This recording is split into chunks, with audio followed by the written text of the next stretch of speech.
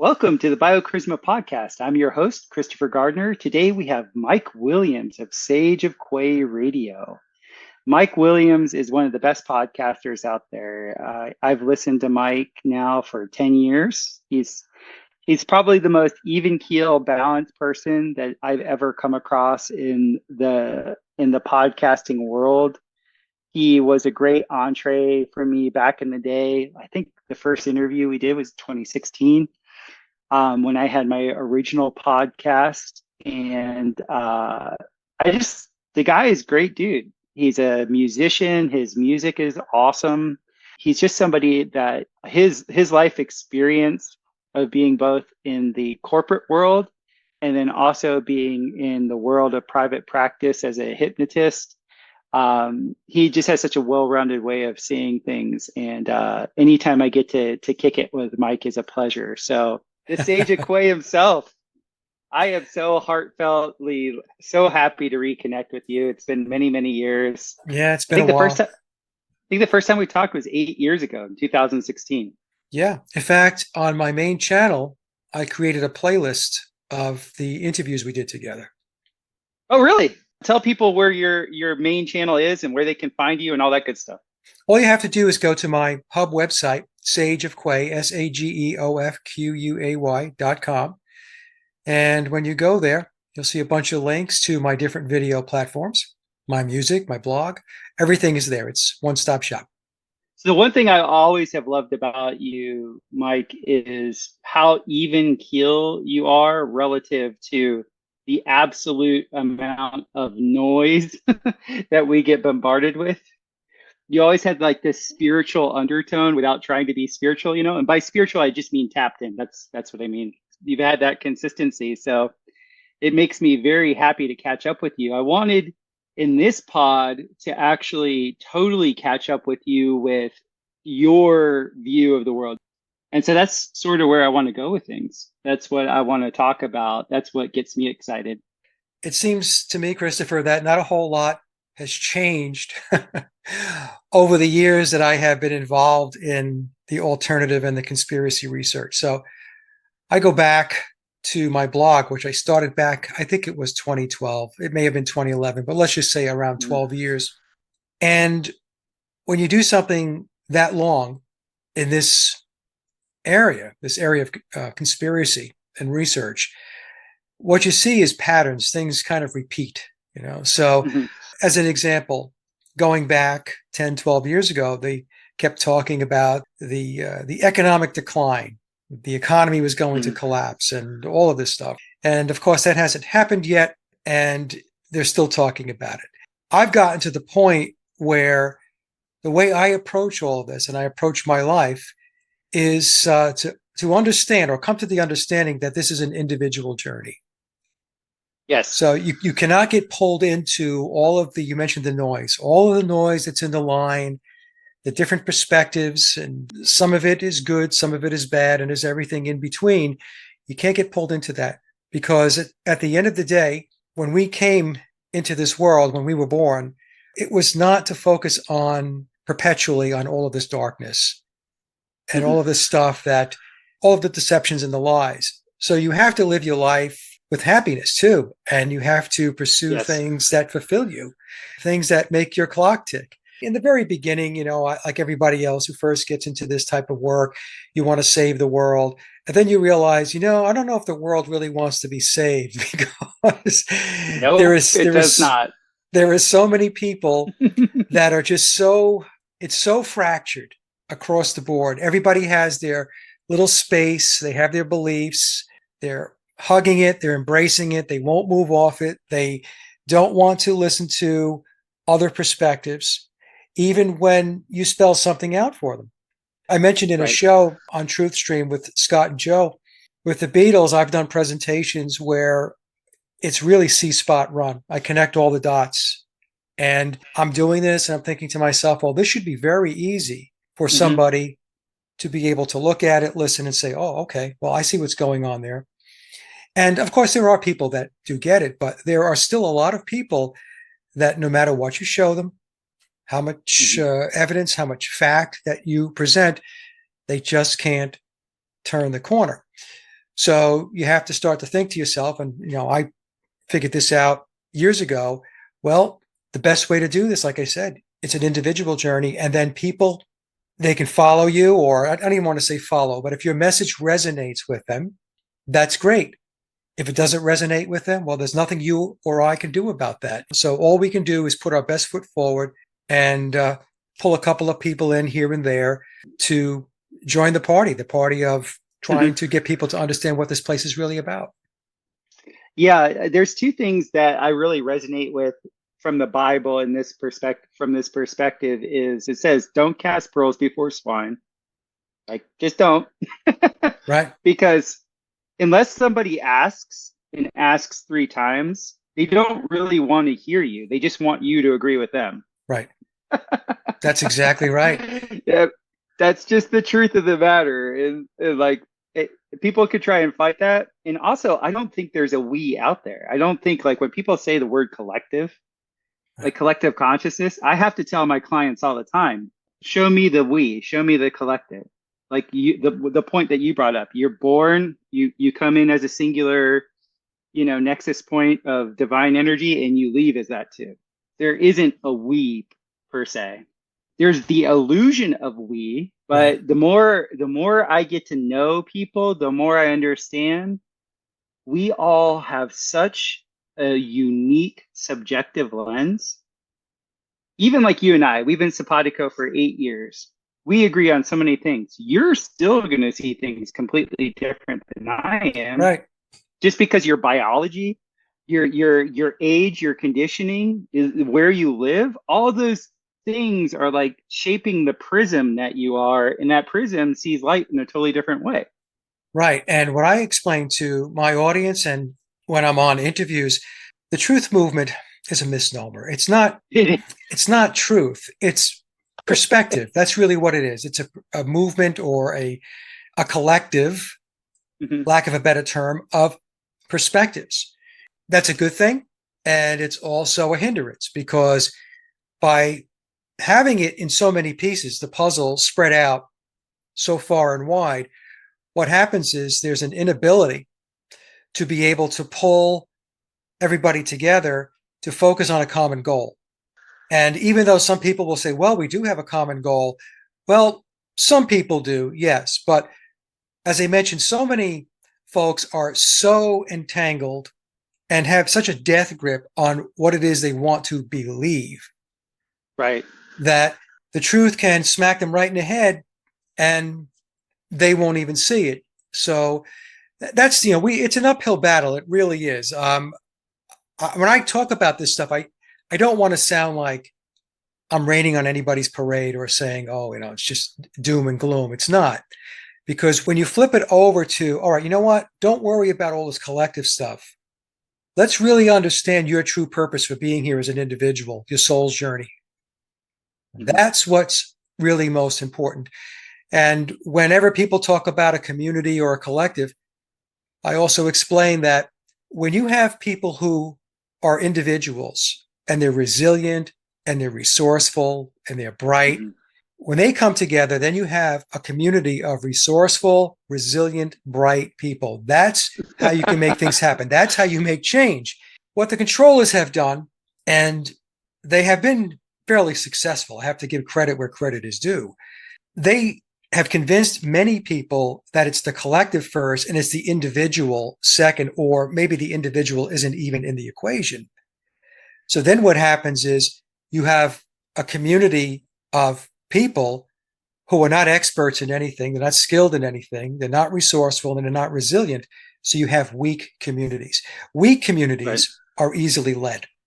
Mhm. And that's why they don't want us focus on the individual aspects of ourselves, because if we work to develop our individuality and our strengths, then we become leaders. They don't want Yes. leaders, they want Mhm. followers. This is absolutely true. My dad used to tell me that as a child. He's like, "Are you a leader Yep. or are you a follower?" My He would dad did the ask same me. thing. He'd ask me that all the time. And as a little kid, I didn't have the wherewithal to know what he was actually doing. Yeah. And I would get in trouble in school when I would overlead the teacher, if you know what I mean. Yeah. Yeah, well, you weren't So, following the authority model. oh my goodness. And then when I would use his own words against him, I remember one time I was listening to he and his lawyer talk about strategy because for some reason, some lawsuit. And I was picking up all these terms, and I really liked like the snappiness of the way the lawyer was had his lingo. So I remember this teacher in school. I was in middle school, so my bravado was up. And I remember the teacher being like, she was like, "I'm going to put you in detention for this amount of days," and I go, "If you do that, I'm going to sue you for defamation of character."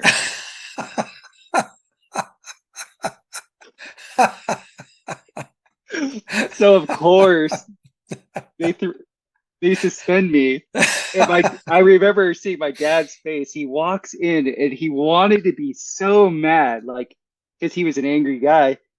He wanted to be so mad at me, and he just looks at me and he goes, "Defamation of character?" Yeah. There was a part of him that was proud. There was. Yeah. It was like my 12-year-old son pulled out defamation of character. Well, what are you guys going to do with that? It's really cool. I've since last we spoke, I've moved back to the United States. It was a bummer what COVID did to my community in Costa Rica. What I happened? thought I What did COVID well, do? Costa Rica is like the hotbed for the UN. So Costa Rica was like the number one. I think they have the most land that UNESCO owns. Okay. And in my county, in my old, I should say my former county, had the most amount of land by percentage owned by UNESCO. As I mean, it was like half of our county. So Corona hits, my wife's, 4 months pregnant at the time. We get back to Costa Rica the day before they closed the borders. And it was like full on COVID's going to kill everybody, blah, blah, blah, blah, blah. And you know me, I don't watch the news. I don't pay Right. attention to most of that stuff. But my whole, like all the gringos in the community were like, okay, we gotta bear down. We're pretty much on our own now. I was down because I was like, cool. Like I live off grid. I can walk everywhere. I can grow food. I can build with dirt. Let's do this. But Mike, the one thing I was not expecting was, and this was my naivety, was the Tico population, the indigenous Costa Ricans, saw all of us gringos as the vector of the disease. Okay. And because a lot of us gringos wouldn't wear masks, and because a lot of us gringos were like trying to educate them that this wasn't real, Right. once again, you can't cast pearls before swine. You can't do that. And especially in that like Catholic rich environment, the way Catholicism plays out in Central America, at least from what I noticed in my area, was that women rule the roost because everything in that faith is Mother Mary, Mother Mary, Mother Mary. And so I watched the social equity that I had with a bunch of all my male counterparts. And I had a business at the time with 10 employees. Like I was a profit sharing business. So everybody was building homes and buying cars. Like everybody was doing really well. I thought I had a ton of social equity. That went away like that because I was like, I don't believe in this. Yeah. So here I had spent 12, 13, 14 years with some of these guys, and it did not matter because their wife pointed at me and said, he's going to kill grandma because he's not wearing a mask. I've been at christenings for their kids. I've given a bunch of them loans and never asked for interest. None of that mattered. Yeah. None of it. And then the psychological program that they ran on the Ticos against, they were bifurcating everybody. I'm not like a victim here. Essentially, what they did from a law perspective was they told all of us employers that if somebody had come in contact with somebody that had that, tested positive, that I had to pay them to not work. So incentive to stay home. And so what that did to the consciousness of people that are not used to having money to begin with, like when I tell this to gringos, they don't understand it. I'm like, no, you got to understand when you give a computer, like when you give a supercomputer to somebody that didn't even have color TV in their house, it's going to treat them a totally different way. We all have supercomputers as phones now. So here you go from having two channels that you could barely get, through some sort of wired apparatus to now you have a cell phone with HD porn. That totally like destroyed the male female dynamic within that community. And then very shortly after, you tell people, hey, I'm going to pay you more, or I'm going to pay you for not doing something. If you come from an ethos where, no, I want to get out of the house, I want to work, I want to be productive, that's a completely different ethos than the socialist ethos. Right. Like I try and tell people that socialism is ugly. Socialism is I'm owed something from an authority, like an actual authority. And Mike, here's the kicker. In 2019, for 6 months, my guys were going to strike out on the main road where we're trying to say that the government was corrupt. And that because they had reelected a president that had to flee the country for 10 years because he was indicted on all these criminal charges. He comes back into office. The very first thing that he does is he indemnifies every single person that's in the political apparatus. If they work 1 year, they get their full payment for the rest of their life. And then that's indemnified into their family for the rest of their life. So the Costa Rican people went ape on that. They're like, this is the most corrupt thing we've ever seen. So for 6 months, they were telling me how corrupt their government was. Flip of the switch, grandma might die because of the sniffles. And now you're going to trust them? And I was like, guys, remember last year? You were like foaming at the mouth that these are nothing but liars. And now you're going to listen to them. And so what I got to watch was when people are entrained, you're not dealing with them. Right. You're not dealing with the logical faculty at all. There's no logic in it. No, you're dealing with programming. They're programmed, they're conditioned and brainwashed. It was so quick too. That's what was shocking and unnerving to me. I mean, literally, these guys saw me living on the side of a mountain, literally in a shack. They knew I wasn't about the money. They knew I Right. was just doing my thing. They knew that I would, like, when we had huge storms, I was just down there with them digging out ditches and cutting down trees so we could get across the river just like them. They knew that. They knew that about me. None of it mattered. None of it. Because their wife is sitting there in front of a high definition TV with it on 24/7. And that TV is telling her that, hey, guess what? Those gringos over there are the reason why this thing's spreading. Right. Well, I'll ask you this. With the level and depth of exposure that you've had, even just since starting your podcast, you'll be an expert in certain things. And you could express in the most earnest, heartfelt way to somebody what you know about what you're an expert with. And they're still not going to believe you. Right. They're still going to look at you cross-eyed because the truth of the matter is people want what they want. Yep. The majority do not want the truth. Unfortunately, many people, they have this box, and this box represents their worldview. It's their understanding of how things work. And they believe they have everything in that box.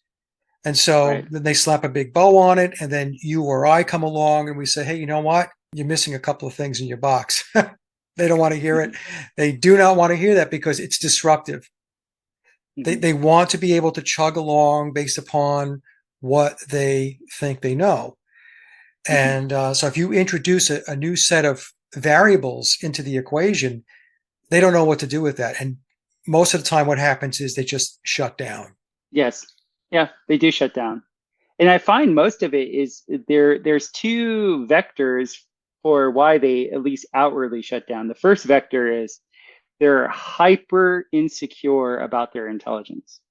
Most people really feel like really stupid, and the worst thing that they could be called, or the worst thing that they could think about themselves, is stupid. So in their mind's eye, if they concede or change their mind, they think they're stupid. And that's like that's the most derogatory. In fact, in Central America, you could call somebody any range of things and it wouldn't start a fight. You call them stupid, a knife is going to get pulled. Right. Somebody blood's gonna spill if you call somebody stupid. I remember I was actually misinterpreted. I was telling my guys on my crew, I was like, yeah, my first soccer coach was an Italian man and he was from Roma, Italy, and he didn't know much English. So he didn't ever call me my name. He called me El Stupido. And I'm telling them this story about how I'm El Stupido. I'm the stupid one. One of the guys thought I called him El Stupido, and he went in rage, and I was like, "What's going on?" And like three guys had to hold him back, and it was like, "Oh, no, no, no! I'm telling you about," because my Spanish wasn't all that good, so the way I was, my inflections were incorrect. So most people don't want to be stupid or be seen as stupid. And the second thing is they really need other people's acceptance. Yes. And those two vectors lock you. If you have two vectors, axes that are locking you into a position, I've seen people just literally go blank, like just shut off, like, nope. And so I think people like you and I, one of the psychological characteristics is like, hey, I'm always being exposed to new information. If the information shows me my old information is wrong, good riddance. Exactly. See, a lot of people, like you said, Christopher, they can't do that. They have to be right. They want to be right. It's an ego thing. It's also, like you said, it's a confidence thing. There's Right. information coming in all the time. There's an ebb and flow. So Mm-hmm. if you're going to stay on one track and you're just going to cement yourself there, then you're not going to progress. You're going to be Mm-hmm. stuck in that cement. Not going to be able to move Yeah. your feet. Not going to be able to move forward. And that's one of the things that I try to do, is to be open to new information and to assess it. Now, sometimes it could be difficult because if you have studied something for a very long time and you've researched it, you could be pretty set in your ways. So it does take some discipline to say, okay, now hold on a second. I'm being a little stubborn here. So let me just take a step back and let me open up and take in the new information and let's assess it and weigh it out and see if it does change the situation or change an outcome or your position or opinion. Yeah. And you and I are both, up and up on all the stuff that John Taylor Gatto and other people of his ilk showed with the infantilization of the North American mind. And Yeah. what makes somebody an infant, and I show this to all my clients, is what makes you infantilized is the fact that you cannot listen to something that you disagree with without having an emotional reaction. Becoming triggered. Yep. That's literally you read any of the ancient philosophers in any country. It's not just like the Greek philosophers. You read this in India, the Russian philosophers. You read them, and they all say the same thing. The mark of an educated or enlightened man is the ability to listen to somebody that they disagree with without being emotional. Right. You can listen to it, and you can take what you can take, and you're not going to take what you don't take. When you mentioned about the infantile mindset, it's very interesting. You should bring that up because in, let's see if I have the book here. Oh, maybe I don't have the book here. It's Daniel Estulin's book on Tavistock. He Ah. brings that up specifically, that one of Tavistock's techniques in their brainwashing, their social engineering, their mind control is to bring the human mind down to an infant level. They're emotional, they become triggered, Mhm. they're irrational, they're not even keel, they're not logical, and they lose all levels of being able to reason. Mhm. So by taking it down to that level, to the mindset of a child, it's a lot easier to control and to manipulate. And that's one of their tactics. I try to explain to my audience and to my friends and family that there's a natural order to things, Christopher, as you know. And so Yes. just like what you were just saying, what they look to do is to turn it upside down, to take the Hmm. natural order and make it unnatural. Hmm. And the only thing that's going to come out of that is going to be problems. There's going to be chaos. There's going to be confusion. There's going to be, you're going to upset the natural order, and it's going to make life and existence a whole lot more difficult if you subscribe to that stuff. Absolutely. Yeah, that's what, like, whenever I like to talk about, well, I shouldn't say like to talk about, whenever I address like Luciferianism, Yeah. it's this inversion. Like I'm always using, like I have that scan of like when data is coming in my direction, I'm always scanning for the inversion. Like for example, like if somebody says, "Oh, during the Dark Ages, we actually built the most brilliant and beautiful buildings ever known to man that we can't repeat," and during the Dark Ages, the most incredible music ever was composed that we can't replicate. I know you're lying to me. I know that those Dark Ages were actually not dark.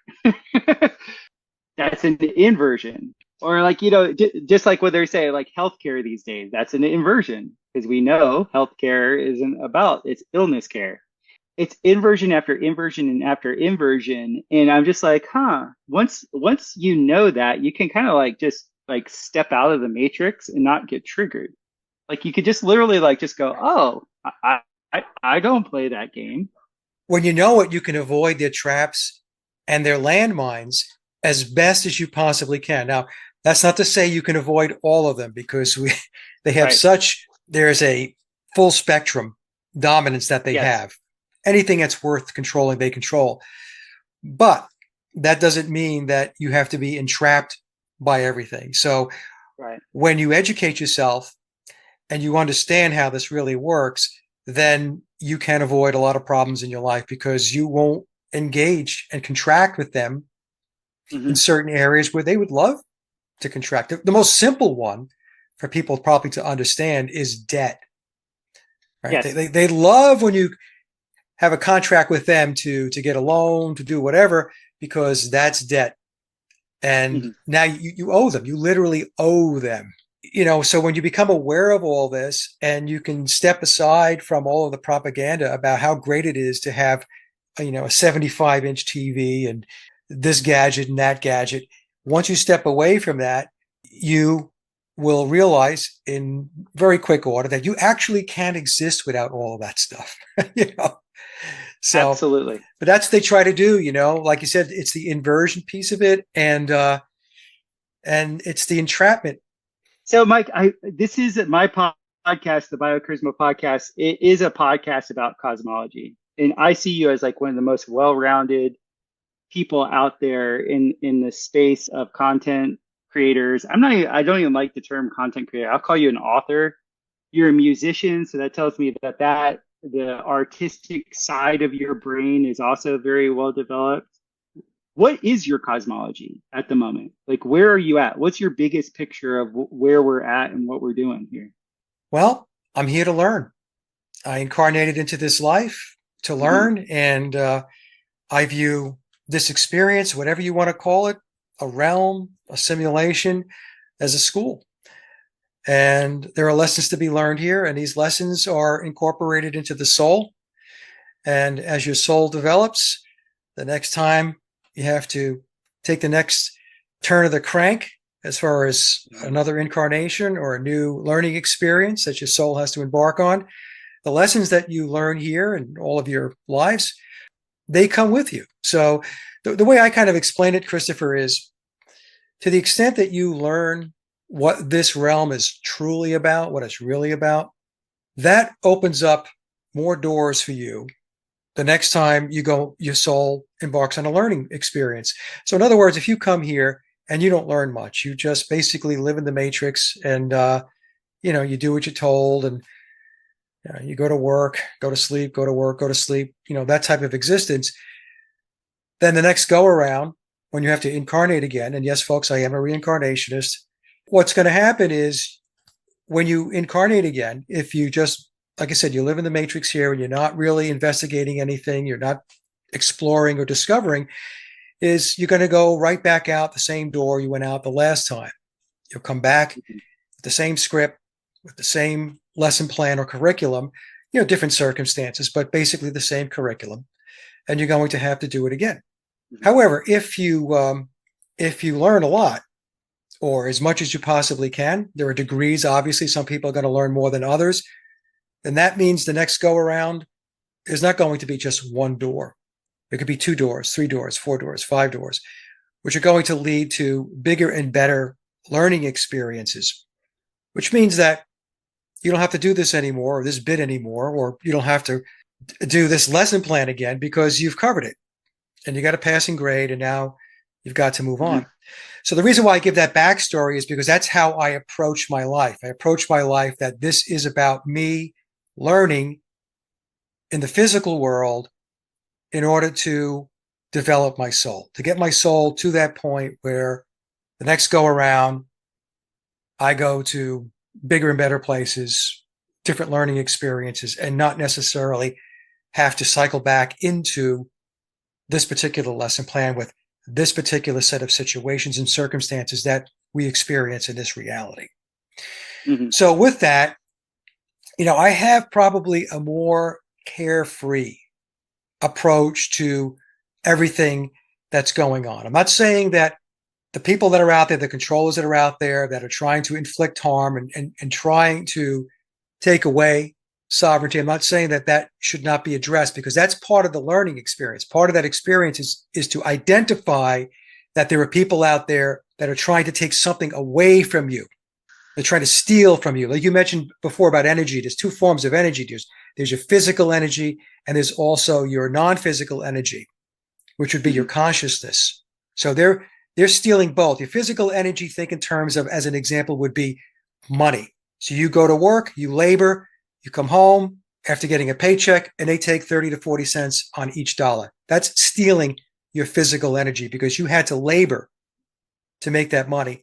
And then, of course, the stealing of the non-physical, the consciousness, comes through all of the deception and the mind control and the social engineering and the brainwashing that they put out every single day, 24/7, 365 days a year in Mhm. perpetuity. So it's important to address these things. That's why I do it. It is implicit within me. It's intuitive within me to want to do these things, that Right. it's necessary to do this. I don't think about, well, maybe I should go do something else. Every once in a while, I might think I need a break. But what happens is you quickly get back on track because there is a message that has to be delivered. And even if it's Mhm. just one person or 2 people or 3 people that are going to benefit from it, that's 1 or 2 or 3 more people than when you began, because when you began, the number was 0. So that's how I approach it. And when we come here, along with doing the work to develop our soul and have this experience, we also must pursue happiness. And what I mean by that is it's not just all about all of this negativity and the deception and the lies and all the stuff that we experience on any given day, especially those who are awake and see it. If you're not awake, you're Mhm. probably not even aware of it. But you also have to spend time with your family, with your friends, your wife, your children, your Mhm. grandchildren, your pets. Go outside, experience nature, go for walks. That's a big piece of how you maintain the balance in this crazy place. So my Mhm. wife and I'm lucky in the sense that it sounds like you're very lucky as well, that our spouses are awake and they are on board. So I don't have the issue that a lot of people have.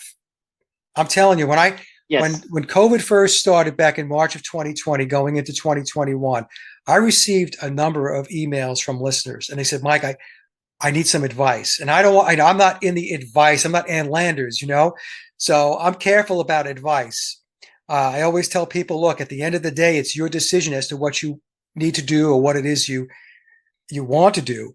But they were having severe conflicts within their marriage because you had one person that was awake, the other person was sound asleep, and then they were just banging heads and clashing.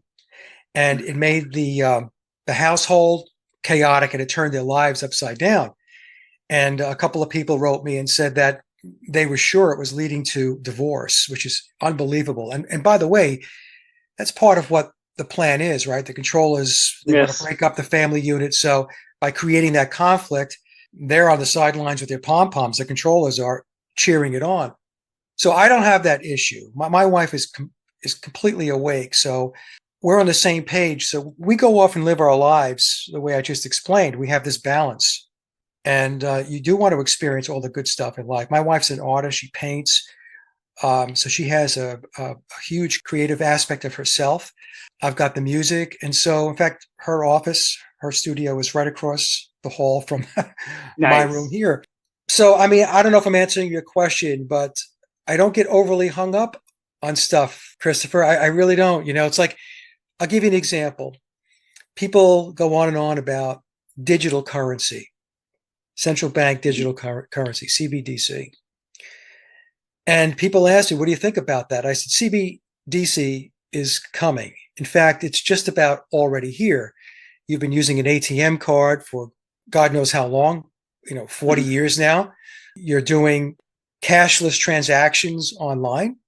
You're Mhm. paying cashless when you go to the supermarket or wherever it is that you shop or you pay gas. So am I overly concerned about it? I mean, it's not something that I want to happen, but it's not something I'm going to lose sleep over either. You know why? Because you and I have no control over it. No Right. control over it. Now, people could say, well, you can make a lot of noise and you could push back. Make a lot of noise and push back to whom? We talked about, these politicians, right? These people are all in the bag. They're all bought and Mhm. sold, and they're not making decisions. The decisions have already been made. They Right. have been given the role as the actors in the theatric production to make you believe that you do have a voice. So my point is, like I said, I don't want to sound like, just fold your cards. That's not it at all. You have to pick your battles. But there are certain things that it's not worth spending your time on. So I don't lose sleep over those types of things because I know that with 99.9% certainty, at least in my mind, that something like central bank digital currency is going to be a reality. The other reason why it's not worth battling something like that, and folks, I'm just using this as an example, is because most people are just going to go along Yes. with the program. Because I'm going to tell you Yes. how easy this is to sell. If somebody said to me, Mike, we'd like you to join the New World Order, we'd like you to be, at the World Economic Forum, and we would like you to speak at Davos about selling digital currency. It would be a very short speech. I would say Mhm. to the public, Joe Q public, this is how it's going to work, folks. It's very easy. It's very simple. There's nothing to worry about. It's going to be a one-for-one exchange. So if you have 10 US dollars in the bank right now, we're going to give you 10 global dollars.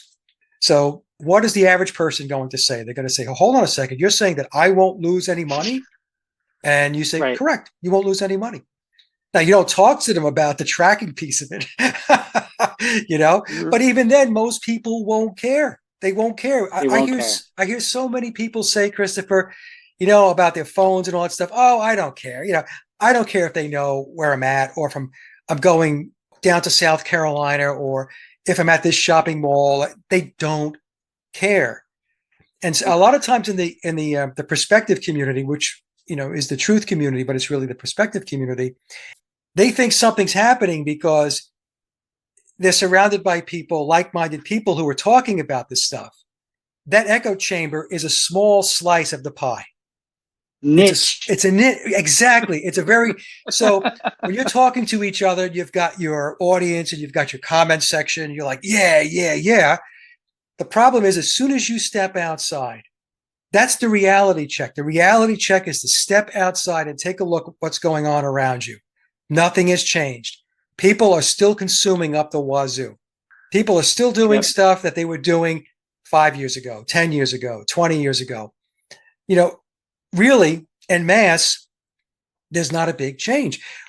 We still have people here, as unbelievable as it might seem, who are wearing masks. They're still wearing masks. So, a lot of people are not, but I'm going to tell you right now, the next time they try to pull one of these stunts and they're going to tell folks that disease X is here and you've got to mask up again, they might not say it's mandatory, but they might say it's a good idea. It's a good idea to wear that mask again because of, disease X to protect yourself. I'm going to tell you right now, huge portions of the population are going to put those masks back on their face. Yes.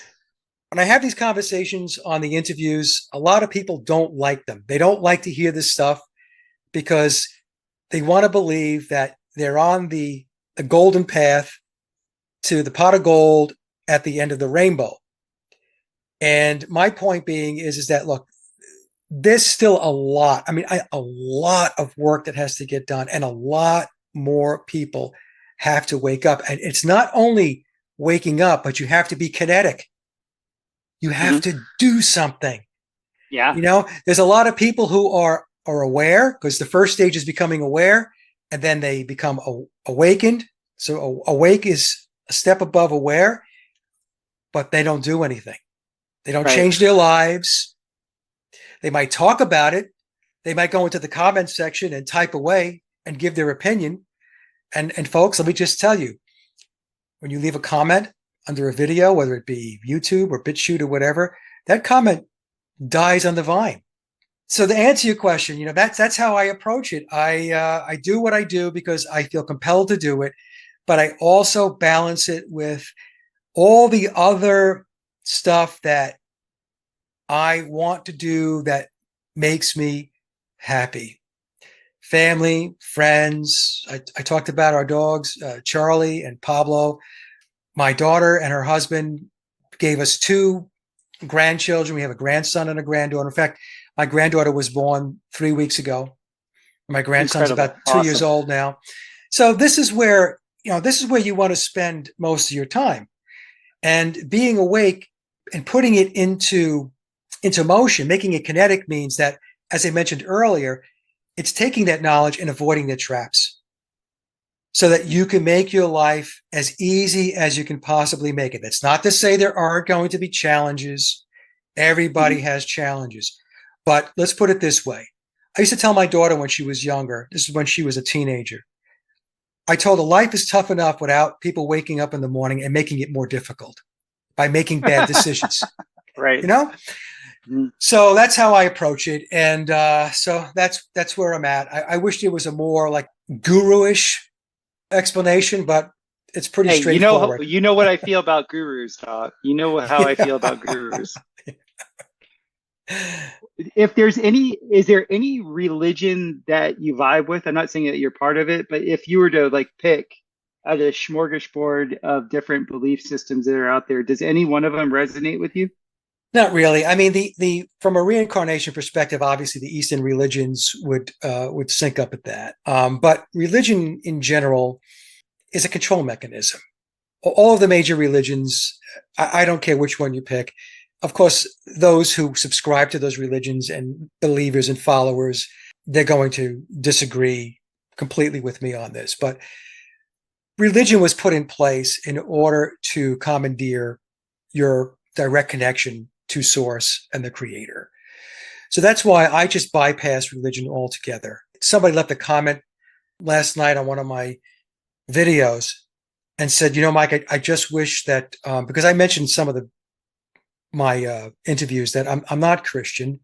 And the reason why I bring that up is because when I do the Beetle work, I discuss how the controllers, the Illuminati, whatever you want to call them, whatever label you want to apply to them, have declared war on Christianity. So when I talk about that, people tend to grab onto that and believe that a reason why I'm talking about that is because I'm a Christian. No, I'm talking about that because it's a point of fact that what's going on is there's a dismantling of a religious belief system so that it can be displaced with a new one, a spiritual belief system that they want to put forth. And this person had said to me, it's too bad that, you don't accept Jesus as your Lord and Savior. The truth of the matter is I was born and raised as a Catholic. I did spend time in a non-denominational Christian church early on in my life. But Thomas Paine said, my mind is my church. You have to make that connection directly. And I also put in the comments section for this person, I said, go read Romans 13, where it says, obey your government. They are essentially emissaries of God, and pay your taxes. That's Romans 13. So, and I'm not trying to poke at anybody. It's just that when you look at it objectively, at least from my perspective, that's what it is. Religion is a control system. Now, some people still try to press me, like, well, you gotta have some kind of belief system. Like I said, well, if you want to get down to like applying a label, which is not my thing, I'm a deist, which means God gave you the gift of intellect and reasoning.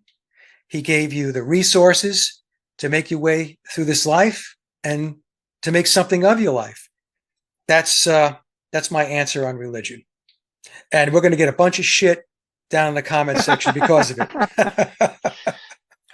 I'm about to catch a lot of flack with my next post, because I'm somebody that's been Mandela affected Me too. quite a bit, and I see that as a supernatural phenomenon.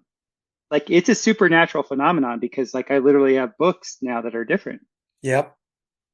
It's not just digital. Like, a lot of people like to write it off. Oh, they have different copies of stuff, and no, hard copies. Yeah, I don't doubt that they have different whatever. I know I've been on production sets where they'll take 100 shots for the same scene, and any one of those shots could be leaked, and it could be considered a Mandela effect. That's not what I'm talking about. I'm like, literally things I know 100% for myself are different, and I'm being told that it's no longer relevant. Yeah. Like, I'm misremembering. Could not be further from the truth. So one example is this, and you strike me as somebody that would know this. So Volkswagen, when I was coming up, the V and the W, Oh yeah. now there's a break in it. Well, I had good friends of mine in high school that had a VW Passat, and these two gentlemen in our art class, they had me do a mural because our art teacher asked us to do like this stylized mural that had both human bodies and something mechanical in it to show the juxtaposition between the mechanical and the natural.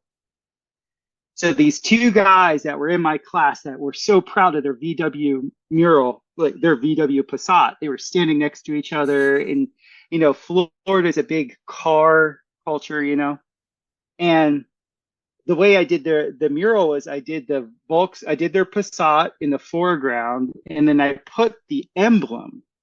And I always loved the emblem because I thought it was like so efficient. Yeah, it was very clever. The V and the W is so perfect.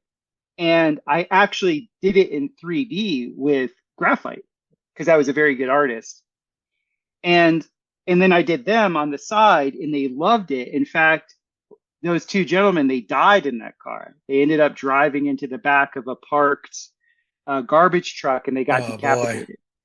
But their family knew how much they loved my mural. So at their wake, they had the mural up. All of us from our high school, we were crying and upset that they were gone and everything. But like, that's something that nobody can tell me, because I literally put hours, my own mechanical, like my own kinesthetic awareness went into doing that. So when some jerk off tells me, no, it's always been this way, I'm like, no. Right. No, that's incorrect. Right. I grew up with actually having Empire Strikes Back. I had all the Empire Strikes Back paraphernalia. I literally slept on R2-D2 and C-3PO. They were my sheets on my bed. Right. Did he have one brass leg and one silver leg? No. No. My brother was big into that too. Yep. Oh, it's always been that way. Wrong. So we could go through thousands of examples of that. And it's very interesting because for me, the reason why I brought it up is because now that the Mandela effect is hitting the Bible, people are losing their they're losing their minds. The Bible, a lot of people think in the Bible, it says that the Bible can't be changed. But actually, when you read the Bible, it says in the end days, the Bible will be changed. And a lot of people don't know that. Timothy flat out says, yeah, at the end, the word of God is infallible, but this isn't the word of God. This is an interpretation of the word of God. So I know I'm going to catch so much flack because I'm actually interviewing a pastor about this, and he's been looking at this for 7 years. He's dealing with people that are not willing to like actually look at things. They're just not willing to look at it. What has there been any profound Mandela effects for you? The very first one goes back years ago. So a friend of mine, Jack, sent me a link and he said, "Hey, Mike, take a look at this. I won't say anything." So I click on the link and it takes me to an article and it's talking about some people remember Kirk Douglas dying. So I'm reading this article and it was a very strange way to begin the post because I'm thinking to myself, some people remember him dying. He did die. He died in the 1990s. I remember watching it on TV. I remember his son, Michael Douglas, coming out of the where they were having the service. I remember it was a white building. I remember that. So I'm reading this article and I'm like, what is this? What is this article talking about? Kirk Douglas is dead. He died in the 1990s. So I say, oh, what a bunch of bullshit, right? So I go on, I do a search and I look up Kirk Douglas and I can't find one article that says he's dead. It was saying at the time, they were saying he was 90 something years old, maybe 92, 93 years old. And he was blogging in the LA area. So I'm thinking, what? Well, hold on a second.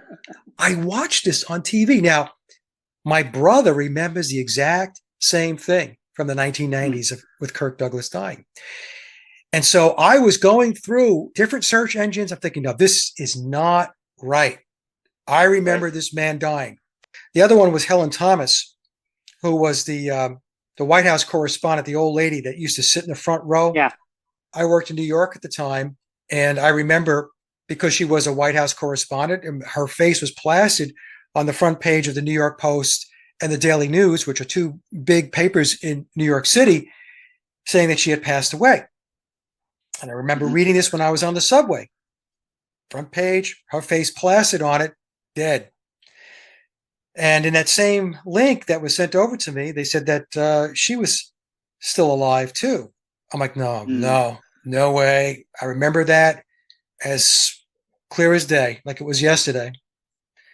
So there's stuff like that. The Berenstein Bears became the Berenstain Bears. That one hit home too, because my daughter at the time, she had the Berenstein Bear books. And I showed my daughter, I said, do you remember those books that you used to read? We used to read to you, she goes, yeah, the Berenstein Bears. I said, no, it's not the Berenstein Bears. It's the Berenstain Bears, playing the straight man with her. And she's looking at me. She goes, no, Dad, Berenstein Bears. And then I showed her and it blew her mind. It blew her mind. And she says, Dad, what is this? I said, your guess is as good as mine. I said, because there are a lot of examples. I said, it's called the Mandela effect.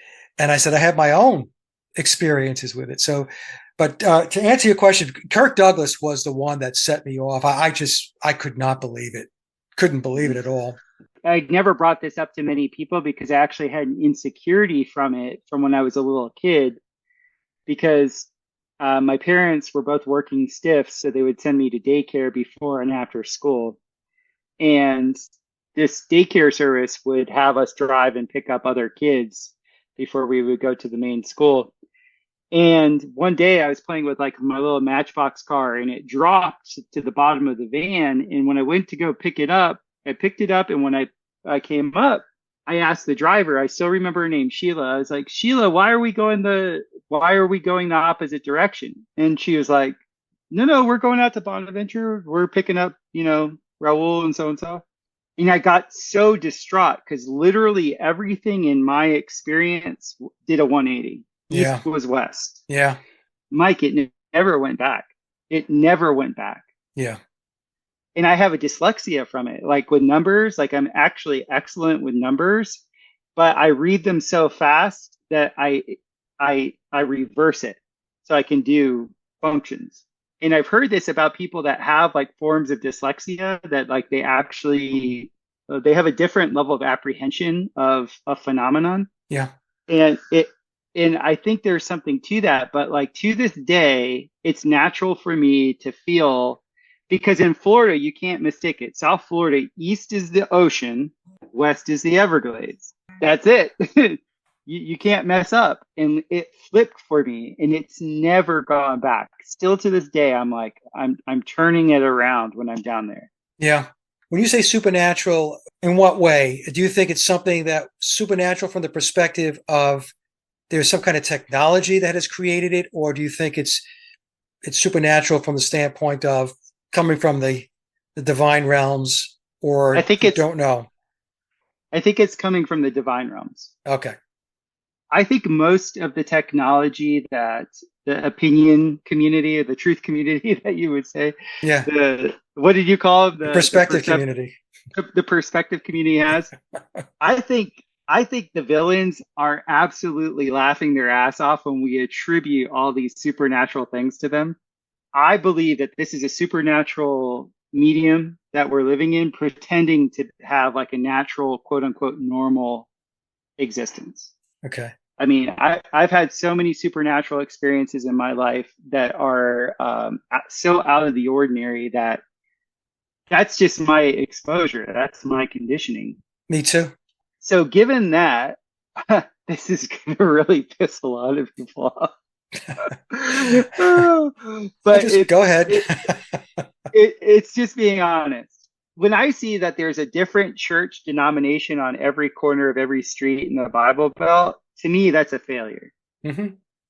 To me, that's literally like, Baskin Robbins, 75 flavors. And I get it. People need to have, variety, and they form cliques, nobody's perfect, yada, yada, yada. But when you look at the different denominations and how catty they are with each other, Yep. one of the things that I vibe with the story of Christ. Now I'm being specific. I said the story of Christ. I like the story of Christ. And he says, you will know my people by their love for each other. Well, if there's this great brotherly love amongst Christians, why do they all have to have a separate church? Well, why are they all pointing at each other like, you don't know the real God, right? So I got kicked out of my college church. I had a supernatural experience with Jesus, and the supernatural experience was being framed that I was saved. That's what the people around me were telling me. So I'm like, oh, I guess I'm saved. Because I didn't know what any of this meant. As a 20-year-old kid, I didn't know. I was like, okay, that happens for everybody. But the second I was in the church for a month, I was like, all these people are hedonistic liars. They obviously didn't have the experience that I had. And I started talking to my pastor diligently. And I was like, look, I was pointing out like all these different contradictions, that perceived contradictions in the JKV Bible. And I was like, I was distraught because I'm being told I had an experience with Jesus, which then funneled me into a social grouping of born again Christian college kids. And I did not relate to any of them. And then because I'm asking all these questions to my pastor, he actually kicked me out of the church. He kicked you out. He asked me not to come back. That's being kicked out. And when he asked me not to come back, I thought because he invited me to lunch outside of the congregation, I was like, great, I'm going to get some answers. And he asked me not to come back. And that's what like funneled me towards Eastern thought and Eastern religion. Because I'm like, these guys are fucking hypocrites. Like, this is horrible. But my big question was the question I asked that is the wedge that gets to all the different denominations was when I was reading Revelations, it talked about Jesus will have his millennial reign. Then he leaves with his elect. And then the devil is loosed upon the world to deceive the nations, I think it says, for a given period of time. And then Jesus returns for everyone. Everyone is specific. And so I was going to my pastor, I was like, because everything in the church is like, you only get to go to heaven if Jesus is your Lord and Savior. And I'm like, but look, John the Revelator says Jesus comes back for everybody eventually. That totally obliterated the whole thing when it came to all these different denominations and my story's correct and your story's correct, Yeah. blah, blah, blah, blah, blah, blah, blah, blah. And I didn't have the wherewithal at that age to understand what I actually saw and was intuiting. Because the love that I felt from that moment with Jesus, that love wasn't saying, "Oh, I love you because you love me," which is such like a sophomoric way to look at things. That is, I am love. Bask Right. in love. It's not conditional. It's Yeah, interesting when people say to me about Jesus coming back, I explain to them that he's already back. He comes through in right. the Christ consciousness. So when you do your inner work and you raise your consciousness, that to me is the return of Jesus. To think that Jesus is going to come back in physical form and he's going to ring your doorbell and say, "Hey, I'm back. I've got a big bus outside, and everybody who's a believer, they've got a seat on the bus." It's not going to Mm. happen. If somebody came today and said that they were Jesus, nobody would believe him.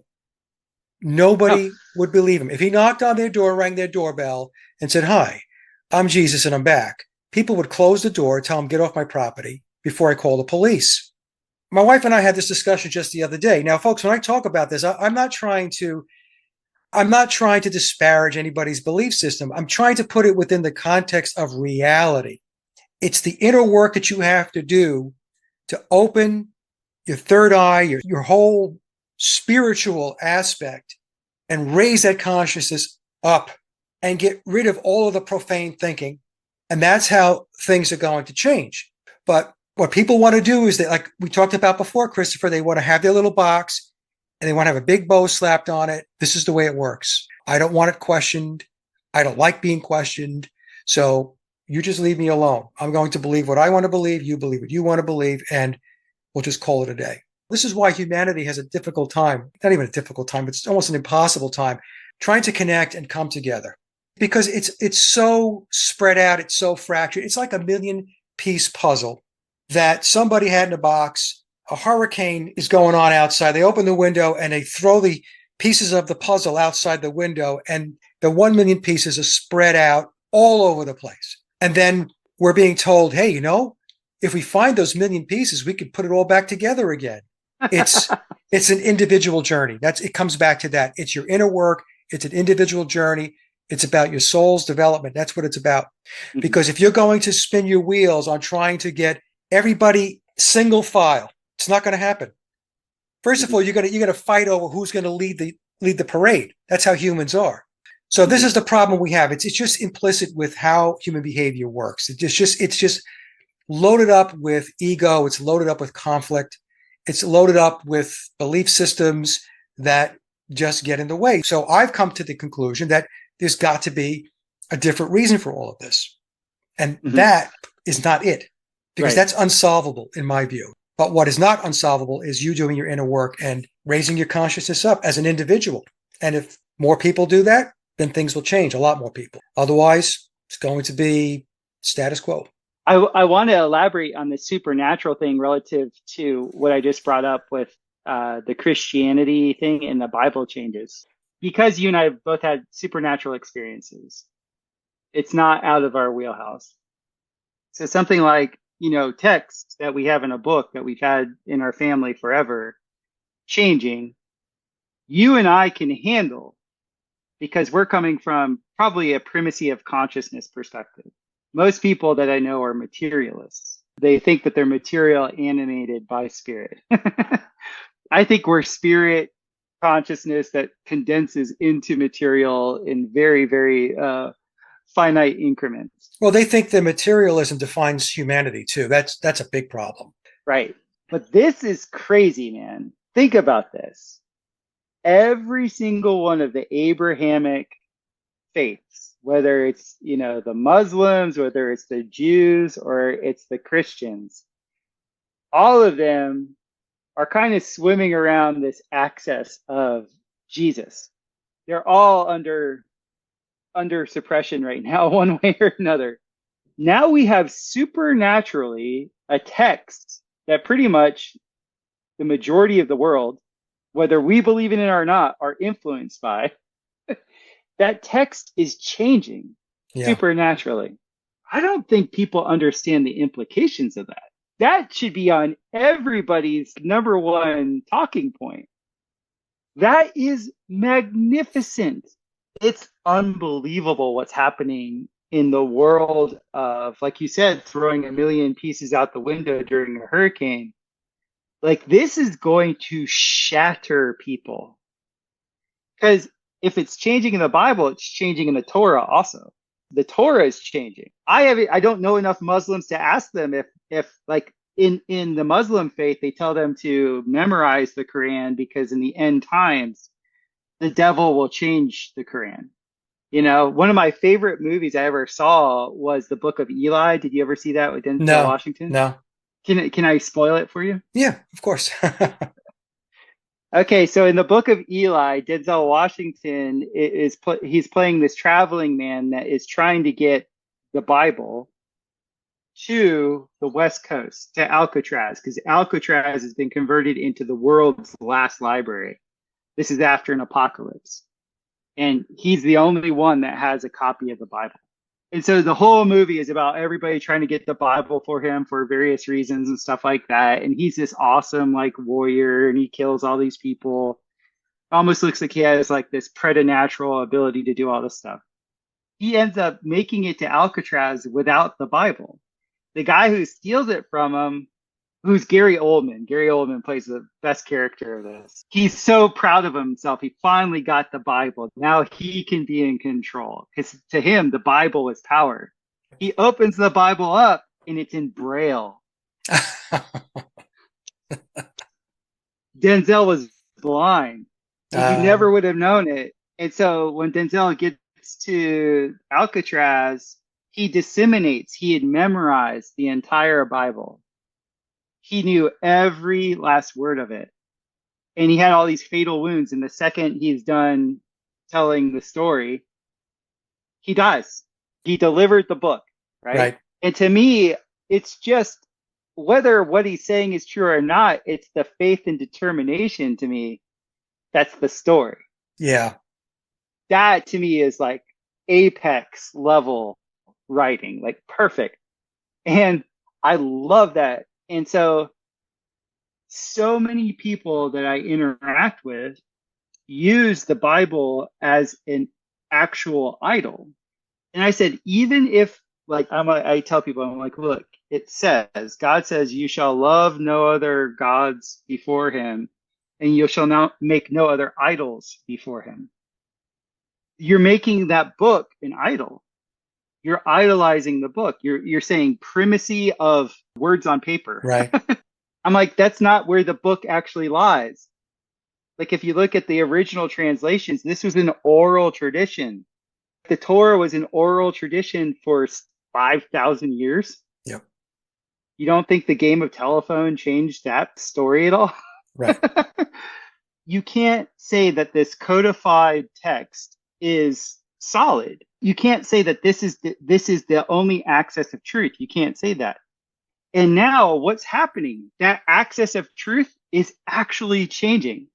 To me, that's God saying you should not have any idols in this realm. You should not. No idols, including statues, including books, including any of this stuff. No idols. Yeah. Well, I tell people that all the time. Stop the idolizing and the worship. It has to do with celebrities and entertainers and musicians and artists and politicians and Silicon Valley types like Elon Musk and so on. This world is so loaded up with idol worship.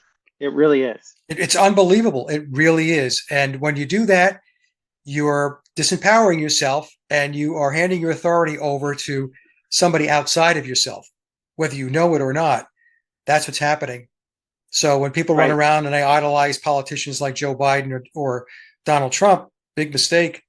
But you said you're going to interview a pastor who is he studying the changes in the Bible due to the Mandela effect? Okay. Oh, that's going to be very interesting. Yeah, he's the only one out there that's actually really addressing it. Okay. For 7 years, he's recognized changes in it. Now the changes that are happening in the Bible are actually talking about blasphemous things, things that make no sense. He's coming from the perspective, as far as I understand it, I'll know more after I interview him. He is coming from the perspective of, in Timothy, I forget the numbers because I don't ever commit any of that stuff to memory. There's something like 7 or 8 passages that say, pretty much at the end of this epic, at the end of days, the Bible that will actually be changing. Just like they say in the Quran in the Muslim faith, they say at the end of days, you have to memorize the Quran, because if you don't memorize it, you're not going to be able to trust the writing of it. You have to pull the Book of Eli thing. Like, you have to know it. You have to live the book for it to be real. And to me, I always took that when I was a kid, when they said living word, what do they mean by the living word? Because a book, all the people I saw with the book and they were harping on the book, they weren't living the word. They were using that book as an idol to browbeat me with. They weren't actually, if they were actually living the word, they would actually know that I'm earnest. They would know I'm sincere. Like, the sincerity, you can't fake charisma. You can't fake sincerity. You can't fake caring. Right. And if you're not sensitive enough to see that, I'm sorry, you're not living the word. Yeah. Mike, this has been brilliant. I'm so happy that we've reconnected, and I do not want to wait too long before we reconnect again. Absolutely, Christopher. Yeah, like I said, I was so heads down with the stuff I was doing research wise that a lot of the podcasting went by the wayside. But I'm really glad that we did reconnect, and we will talk again very soon, I'm sure. Yes. And when this show is ready, just let me know. I'll put it up on my platforms. And just so you know, too, my in-laws are in, what's it called? They're just outside of New Bern, North Carolina. They just moved there. That's near the coast. Okay, yeah. How far away are you from New Bern? Probably about a little over 2 hours. Oh, that's not bad. No, 2 hours. Yeah. Awesome. I will text you a couple things after we're done here, but yeah, we're always going out there to, grandparents need to be with the of course. Grandkids. Yeah. So that's where I'm going after this show. I'm going to stop off at my daughter's house, my wife and I, and we've got a gift and go to see the babies. Awesome. Well, Mike, you enjoy the rest of your afternoon. This has been a blast, and I will send this to you as soon as it's up. Thank you, Christopher. Have a great day. All right. You too. Bye-bye. Bye-bye.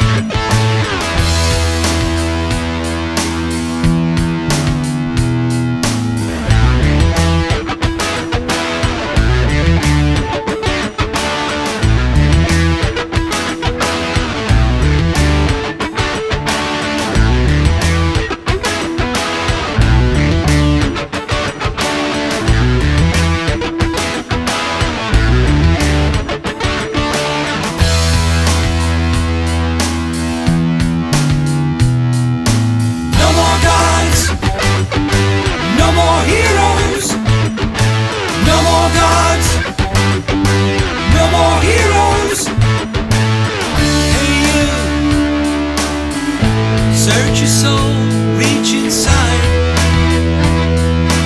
reconnect, spiritualize, don't hide, cut the chains, energize, be free, go within, trust yourself.